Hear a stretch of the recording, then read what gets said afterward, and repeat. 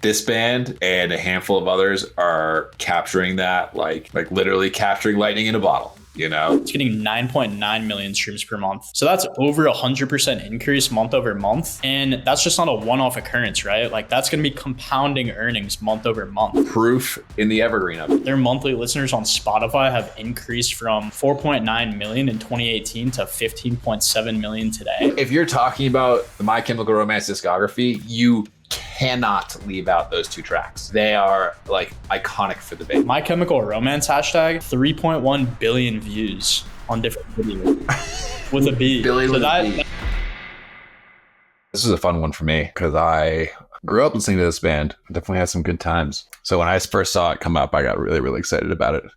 And then, you know, we were talking before about the When We Were Young tour, which is, you know, we've talked about nostalgia so many times on this show and the power that has for music in particular. And like this band and a handful of others are capturing that, like literally capturing lightning in a bottle, you know, like it's kind of amazing. And when we look at the earnings, just up, all originating from those first reunion tours, let's call them. Now this catalog, it's all international, so no US domestic, which is where, you know, the When We Were Young festival is. It's in Vegas. But all these European tours and all this European, UK and Australian following is like still wild how popular they are. Europe accounted for $9,000 of the 2023 first quarter payments, which is like, it's a shit ton. Yeah, I mean, it's 50%, a little less than 50% of the overall earnings. So it's like the fan base is there, you know?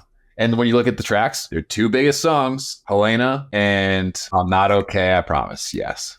Yeah, like I remember watching the Fuse TV show, the Fuse network, watching the video for I'm Not Okay, I Promise when that first came out, like in the 2000s. You know, like if that tells you anything about how long ago this came out and the nostalgia factor, we were watching music videos on TV when that song came out, you know, stuff that. I'm trying to remember why Fuse TV even became a thing when like MTV was already existed. Was it just because MTV got so far removed from music videos? Right. MTV was starting to stray. Yeah. MTV was starting to stray from music. And so Fuse was like, well, we'll do it. It was like before YouTube and everything too, like right before it.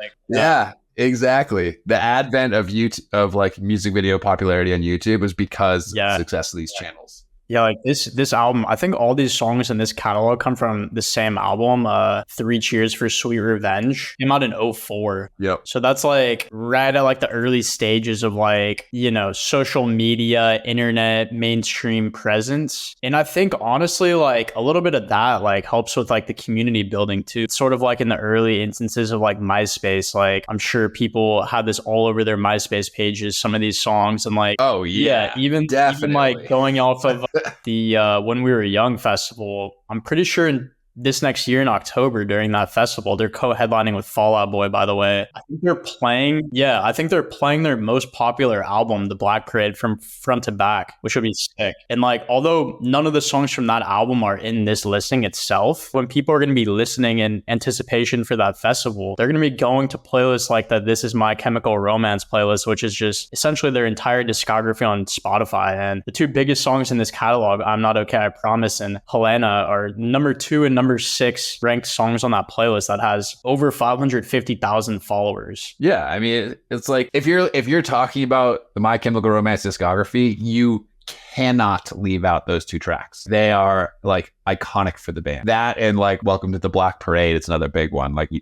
just mentioned. But like I'm Not Okay, I Promise, and Helena, without a doubt, every conversation you have about My Chemical Romance, those songs are part of the conversation. Can't get around. And they're in this catalog. I mean, like the top earners in this catalog. You're literally earning from the biggest tracks from like alt rock bands from the early to mid 2000s. Yeah, I wanted to touch on just like the streaming growth of these two songs because, like you said, the earnings are continuing to rise, which you can see. And even though it's only international earnings, I was looking at the numbers on Chartmetric, and the first one, I'm Not Okay, I Promise, you know, it's got over 400 million streams on Spotify, and Helena has 392 million. But what's even cooler is if you look at the monthly streams for I'm Not Okay, I Promise, from 2021, mid 2021, it was getting about 4.6 million streams per month. month right now, and it's still continuing to grow. It's getting 9.9 million streams per month. So that's over 100% increase month over month. And that's just not a one-off occurrence, right? Like that's going to be compounding earnings month over month. So if you look at the 2021 earnings, you can see those spikes. And then when we're looking at Helena, same time period, 4.7 million streams per month to now 9.2 million streams per month, almost a 100% increase month over month. And I think what's even cooler about Helena is that one thing when we're talking about nostalgia, right? We see so many pop culture and even music trend cycles, right? Even like with like fashion, you know, trends come and go and then come back, they get recycled. So now like you wouldn't expect this band to be going crazy on TikTok, right? Helena's actually going viral right now. And it's not the first thing it has. It has over 190 million views on TikTok all time from different videos. Over 73.8 thousand videos created using sounds. But actually in the last 24 hours alone, 700 videos created. So we're going to see in the next month or so how that attributes to streams on Spotify and YouTube and other platforms. But that just goes to show that there's still like this huge audience on social media platforms, and that's going to contribute directly to streams. If you look at hashtags related to the band on TikTok, the MCR TikTok hashtag has 32.5 million views. My Chemical Romance hashtag, 3.1 billion views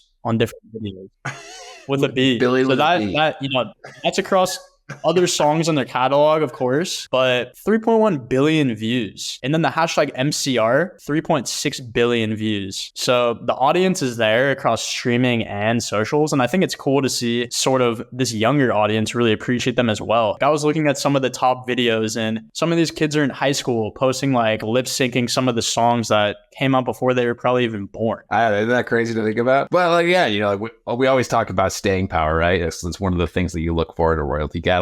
This is one of those signals, right? It's like kids listening to the Beatles now listening to it. Yeah, because that's evergreen music. Younger generations today doing that same thing with bands like My Chemical Romance. Again, proof in the evergreen of it. I mean, that they're headlining this massive nostalgia festival, the When We Were Young festival. If you think of nostalgia, When We Were Young is the lead into talking about nostalgia. And the whole festival is based on it, right? And they're like one of the two headlining bands. And then just in the last year, they just did a whole European tour too, which has also contributed to the rise in earnings, right? Like they literally just did a full international tour. So they're also active, popular, streaming like crazy, appealing to younger audiences as well as older audiences. I mean, like it hits all the marks. You know, something that's really cool to me is talking about this festival that's coming up in October. They're co-headlining it with Fall Out Boy, right? Another band that was like a classic staple in the alt-rock, punk, emo genre of like the early 2000s. When they got their first big breakthrough from this album, they co-headlined the Warped Tour in 2005 with guess who?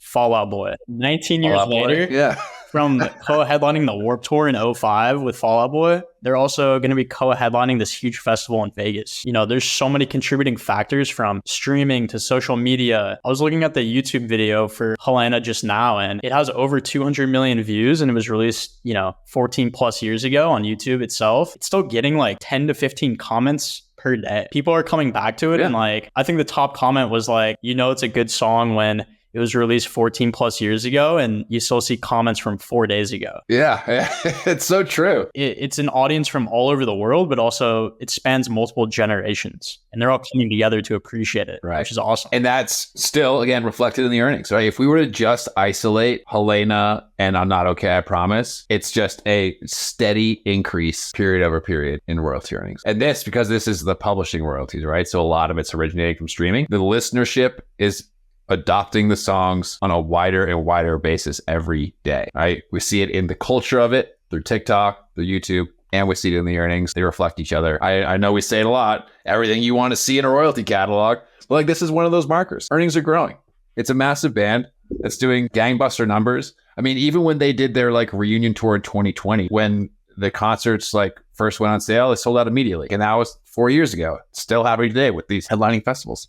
So it's just a testament to the strength of the band and the quality of the property. Honestly. Yeah, I think like when we talk about cultural impact and how much of an emphasis we place on that for like these older catalog songs, I think this band, from the fans themselves, cult-like following, that can come together to love the music and also feel accepted and part of a bigger community. They also hit the nail on the head when it comes to the legacy that they've created when it comes to, you know, critics in different publications like Rolling Stone, and I think some other publications have ranked them as one of, if not the most influential rock-related band of the 2010s. Even artists that we've seen blow up, like 21 Pilots, Billie Eilish, Post Malone, they've directly said that they're influenced in one way or another by this band. In the fact that like there's all those combinations of things that have played a part in their success. Since 2018, their monthly listeners on Spotify have increased from 4.9 million in 2018 to 15.7 million today. They're just continuing to rise as streaming continues to rise. Spotify, as we said before, in their editorial ecosystem places such a big emphasis on these older songs to create these nostalgia playlists like, you know, hits of the 2000s or 2000s rock anthems, emo forever, things like that.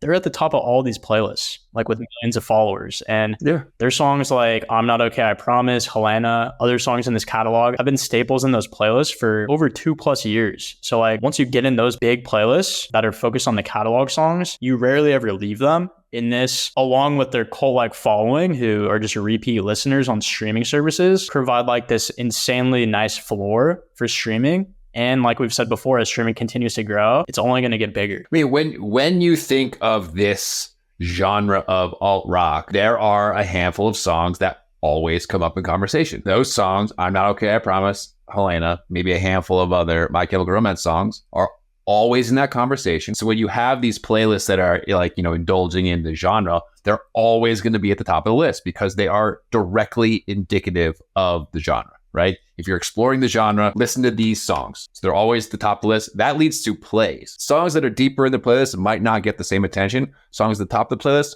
are going to get the plays. So that since they're positioned, like you said, like top 10, that's going to get the most plays. It's really rare that you see their editorial ecosystem having a song that is on both like these catalog specific playlists, then also like big hits on the internet or like viral hits. Usually those are like frontline newer releases from newer emerging artists. But when you have songs that are blowing up on TikTok, it doesn't matter if it's 15+ years old. They're going to get on both of those playlists. And that's another way that they find new audiences because sure, there's an audience that's already building that attention on TikTok to another generation, but there's people that aren't even on that social media platform that still listen to these viral hit, quote unquote, playlists on Spotify that are gonna be like, hey, this song's really good. Maybe I need to dive a little bit deeper. Not to mention just the generations that listen to it organically, right? Like people are like, hey, this is one of the classic songs I listened to as a kid. I'm going to add it to my playlist. Playlisting, just general appreciation for the music. I mean, it all adds to it.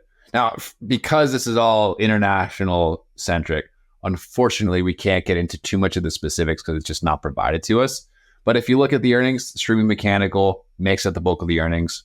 That derives from streaming sources, DSPs, Spotify, etc. So yeah, you're right on the money, right? Like whether it's Spotify or YouTube or Pandora or whatever, it's coming from streaming. Drew, do you know like how My Chemical Romance like began? Yeah, so they're actually originally from Newark, New Jersey, place not too far from New York City, but often doesn't get the credit it deserves for its music scene. And they formed almost right after 9/11. And I think one of the band's lead artists really gave him this like epiphany moment where he was like, tomorrow's not promised, like I may as well do what I love. And so that was how the band was sort of originated from that. After their second album, which all the songs in this catalog are from, 3 Cheers for Sweet Revenge, they were able to open up for Green Day on the American Idiot Tour, which everyone knows at the time, Green Day was like the biggest. Right. Also yeah, in that conversation of like alt rock bands. Sort of like the underground, but then broke through to like the biggest of the big mainstream stages with countless Billboard top 10 hits, number ones, I'm pretty sure too, from that album. Since then, they've probably just had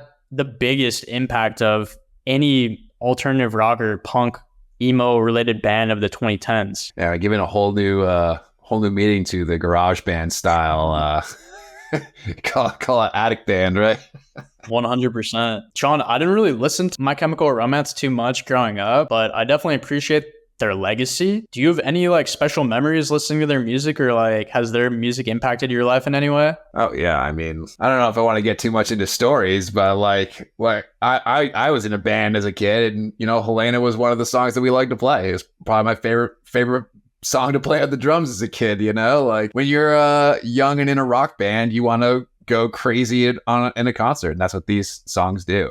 I mean, like the lead singer, his name's Gerard Way. That's like one of his staples as a performer is he brings like his energy to the stage, you know? And like that's translates through the music. But I mean, rock is like that generally. But My Chemical Romance has a really unique way of bringing energy through a song, whether it's in the vocals, the drums, whatever it might be. But yeah, so they got a special place in my heart for them. That's why I really like this catalog. And then of course the earnings are great too. But you know, it's one of the reasons why we like music royalties, right? Is because it's cool. It's a cool thing to invest in, and it pays. So 1000%. I thought it was cool too. Like speaking of Gerard Way, when I was looking up My Chemical Romance related like hashtags and just content on TikTok, the Gerard Way hashtag has 1.3 billion views. People are like gravitating towards him, like personally on a personal level, whether it's his style, his look, his, like you said, just energy and just charisma, I think is super special. And you can see like just from their music videos or live performance videos that he definitely brings like this special approach to a show and any kind of performance. He's just wearing it all on his sleeve and not trying to be anyone he's not, like really just showing people that you can be yourself and really become like this huge success story. Yeah, I mean, that's kind of the whole underlying message of the band's discography, you know, like be yourself, right? That's kind of like the whole message. Whether you're the outcast or whatever. I mean, like the song "I'm Not Okay, I Promise," the music video like follows a bunch of different kids in high school, right, going through different scenarios, and then they come together and perform music, right? So like embracing who you are. But yeah, I mean, look at the earnings. You'll see. We'll post them below, or we'll post them in this video. Check out the link below. This is a great one. This is one of my favorite ones we've got up on the site right now. So take a look. My Chemical Romance, if you're watching, love music. Nice. Yeah, thank you all for watching again. Like John said, this catalog is super cool from pretty much any angle you look at it. Like we said, still continuing to grow in the earnings, starting to hit new generations of avid fans, and the original generation is still loving it more than ever and appreciating it in new ways on new social media platforms and whatnot. The direct listing URLs below if you want to place an offer. And if you're a musician and want a free catalog valuation and want to see your music on our platform, hit us up on any social platform, Instagram, TikTok, Twitter, you name it. And if you have questions as an investor about this catalog, you can email us as well. So thank you all again for watching, and we'll see you next time with a new one. See you the next Peace.